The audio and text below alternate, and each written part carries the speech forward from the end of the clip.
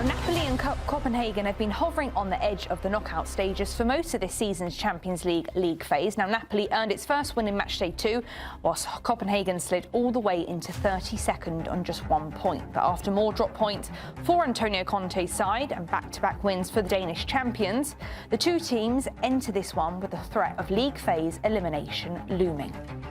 Let's talk about Napoli, though, because they're under a bit of pressure in this year's Champions League. They sit in 23rd, but also there's some pressure on Antonio Conte, I feel like, Nico, because he's one of those managers who seems to do well in the domestic league, but then come the season after when they're in Europe, he seems to struggle. The furthest he's ever gotten to in Europe is in the quarterfinals with Juventus in 2012. Why hasn't this Napoli side and Antonio Conte been able to adapt to playing Champions League football this season? That's the whole knock on Antonio Conte, right? He's never been able to do it in Europe. And with Napoli, again, where are those expectations for them to actually win this thing? They have a squad that was built and assembled to compete in more than just Serie A. I think it's a thing that you have to take game by game if you're Napoli. And you need to improve as the tournament plays on, right? Into if it's a knockout stage, if it's around the 16 quarterfinal, and then I think you're judged if you're Napoli, if you're Antonio Conte, in that moment where you're facing elimination, and if you are eliminated, right? I don't know how to judge this Napoli team because they can compete in Serie A. They're one of if not the favorites to win Scudetto, but I don't know if they make my top 6, top 8, I don't know, to win Champions League.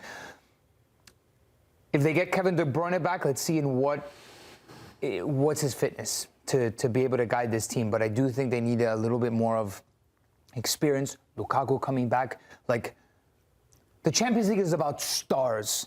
And usually in those moments of elimination, the stars have that moment of brilliance that get you over the line. So we'll see if Napoli has that. Yeah, when you look at Napoli's roster, if you're going to pick out stars, like who are your match winners, there's maybe 1 or 2 in this roster. A strong roster, a strong squad overall, but not a lot of star power, as you mentioned.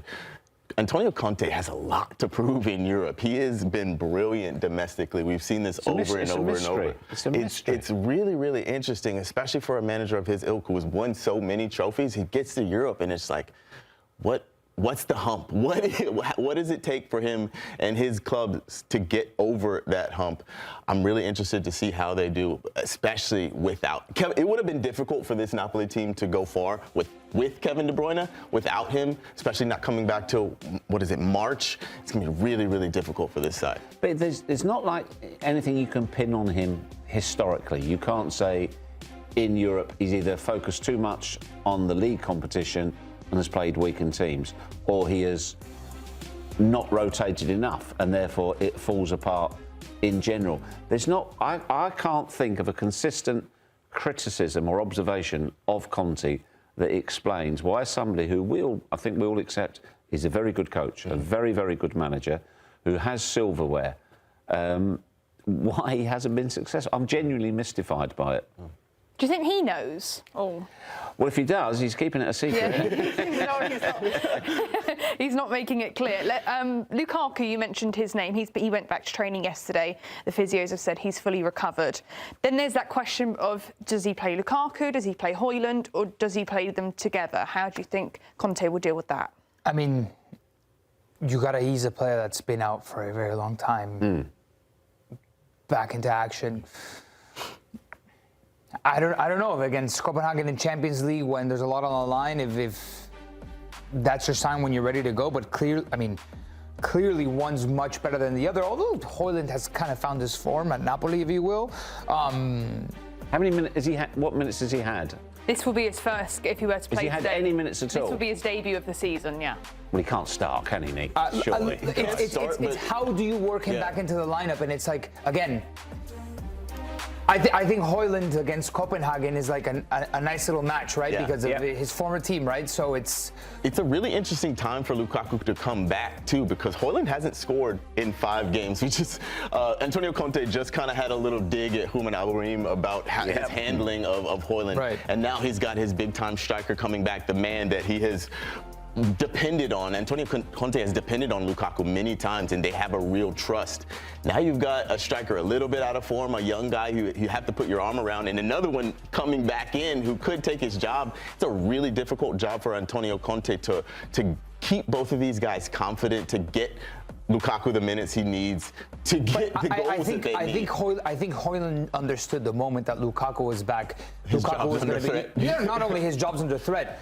He's the second string striker if they're not playing together. Like Lukaku's the guy. He is the guy. Lukaku's the man, and he has a track record of delivering in Serie A. Yeah. And I mean, you look at this heat map; it shows you how present Lukaku is and how much of a threat he is. It is about managing both of these players. Like I would be surprised if Lukaku starts today, right? After being out for so long. Like I think it's going to be Højlund, and it's how do you get this guy back to his best, because when he's at his best, he is one of those guys that can be a disruptor in a big moment. Do you think Højlund and Lukaku can coexist together? Yeah, they could, but again, if you look at Conte, he's somebody who plays fairly rigid systems. He's not somebody who changes it. If anything, going back to the question of why he's successful or not in Europe, it's some lack of observation. Yeah, you know, always playing his strongest 11, lack of rotation. I'm not sure that they complement each other equally. I do think it would be a big gamble to throw him in right from the start. I think it's dependent on the game. If they're chasing the game, then him coming on, Rom has an aura about him. Yeah. Juve at the weekend.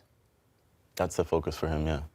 Maybe 15, 20 minutes today against But then you Copenhagen. think Game dependent though, Aaron. Yeah. Game Napoli are dependent. 23rd at the moment, and if they don't win this one, they've got to face Chelsea in match day 8, so it could determine who will get that last spot. Right.